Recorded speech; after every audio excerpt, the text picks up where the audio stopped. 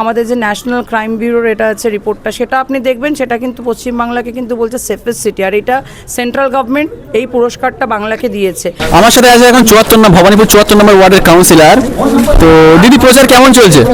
প্রচার খুবই ভালো চলছে। আপনি দেখতে পাচ্ছেন আমাদের এই অঞ্চলে সবাই নেমেছেন, বহু সাধারণ মানুষ আমাদের সঙ্গে নেমেছেন। তারা এই বাড়ি বাড়ি সব যাচ্ছে, ডোর টু ডোর করে মানুষকে আমরা বলছি যে মমতা বন্দ্যোপাধ্যায়কে আগামী 29শে এপ্রিল তাদের আশীর্বাদটা দিক ভোট বক্সে ইভিএমে জোড়া ফুলে।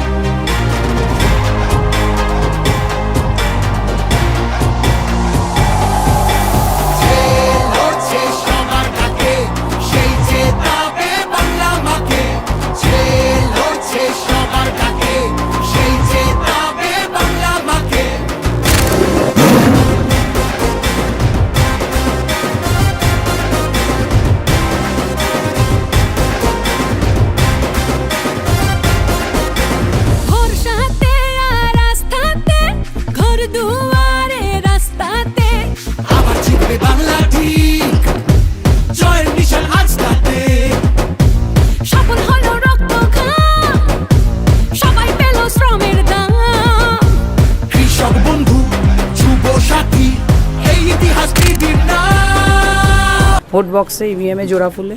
তো আপনি তো ডোর টু ডোর যাচ্ছেন, ডোর টু ডোর মানুষকে গিয়ে বলছেন, তো মানুষের কি রিয়াকশন, কি দেখতে পাচ্ছেন? মানুষ একটাই কথা বলছে, এখানে আমরা যাদেরকে দেখতে পাই 365 দিন যারা থাকে কাজ করে, আমরা তাদেরকেই চাই, যেটা মমতা বন্দ্যোপাধ্যায় করে। বাইরে থেকে একদিনের জন্য ভোটের জন্য তারা আসেন না। দিদি এখানে 365 দিন মানুষকে পরিষেবা দেয়, লক্ষ্মীর ভাণ্ডার, স্বাস্থ্যসাথী, আমাদের রূপশ্রী বলুন, যুবসাথী বলুন, সমস্ত রকম প্রকল্প এখানকার মানুষজন পাচ্ছে এবং তারা আগামী 29 এপ্রিল দিদিকেই চাইছে। আচ্ছা, দেশের প্রধানমন্ত্রী নরেন্দ্র মোদী তিনি আগের দিন বললেন যে পশ্চিমবঙ্গের মা বোনেরা একদমই সুরক্ষিত নয়, তো আপনি এই বিষয়ে কি বলবেন? সুরক্ষিত নয় এটা যে বলছে সেটা সম্পূর্ণ ভুল। যারা বলছে তাদেরকে আগে বলতে হবে যে তারা আগে হাতরাস দেখুক, তারা আগে মণিপুরটা দেখুক, তারা আগে উন্নাও দেখুক। তারা এতগুলো আমাদের ন্যাশনাল লেভেলে যেখানে যেখানে এই মহিলাদের ওপর নির্যাতন করা হয়েছে, সেগুলো কিন্তু সবটাই ডবল ইঞ্জিন সরকার এবং বিজেপি শাসিত সরকার। মণিপুরে কিভাবে আমাদের আদিবাসী বোনেদের ওপর অত্যাচার হয়েছে সেটা আমরা সবাই দেখেছি। হাতরাস উন্নাওয়ের ঘটনাও আমরা সবাই জানি, সেটাকে ধামাচাপা দিয়ে আটকানোর চেষ্টা করা হয়েছে। কিন্তু এখানে দেখুন, এখন এত মহিলারা রয়েছে, এখানে রাত্রিরে মহিলারা নিশ্চিন্তে ঘুরে বেড়ায় এবং আমাদের যে ন্যাশনাল ক্রাইম ব্যুরোর এটা আছে রিপোর্টটা, সেটা আপনি দেখবেন, সেটা কিন্তু পশ্চিমবাংলাকে কিন্তু বলছে সেফেস্ট সিটি, আর এটা সেন্ট্রাল গভর্নমেন্ট এই পুরস্কারটা বাংলাকে দিয়েছে। এই সেন্ট্রাল গভর্নমেন্টের সমীক্ষা এটা কথা বলছে পশ্চিমবাংলার মেয়েরা কতটা সুরক্ষিত। আচ্ছা, ভবানীপুরে তো মমতা ব্যানার্জির বিরুদ্ধে শুভেন্দু অধিকারী দাঁড়িয়েছেন, তো আপনার কি মনে হয় কি ফলাফল হতে পারে?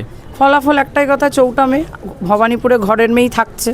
কিন্তু ডোর টু ডোর ক্যাম্পেইন করছেন, আমরা দেখেছি তিনি ডোর টু ডোর ভবানীপুরে যাচ্ছেন ও মানুষের সাথে গিয়ে কথা বলছেন। কোনো ফলাফল হবে না বিষয়? না না, কেন ফলাফল হবে এখানে? কেননা এখানে সাধারণ মানুষ সবসময় মমতা ব্যানার্জিকে হাত বাড়ালেই পাশে পাচ্ছে, দু পা গেলেই মমতা ব্যানার্জিকে পাচ্ছে। এবং এখানে মানুষের ঘরে ঘরে প্রত্যেকে এক একজন মায়েরা আমাদের মমতা ব্যানার্জি, প্রত্যেক মেয়ের মধ্যে মমতা ব্যানার্জি রয়েছে। তাই এখানে বাইরে থেকে যতই একদিনের জন্য আসুক, এসে দোকানদার বলুন, রাস্তাঘাটে পথ চলতি মানুষদের জড়িয়ে ধরে হাত ধরে বললেই যে তারা ভোট দেবে সেটা নয়। কিন্তু এখানে মানুষ মমতা ব্যানার্জিকে আগেও 3বার তারা বিধায়িকা নির্বাচিত করেছে, এইবার 4র্থবারের জন্য আবার বিধায়িকা নির্বাচিত করবে।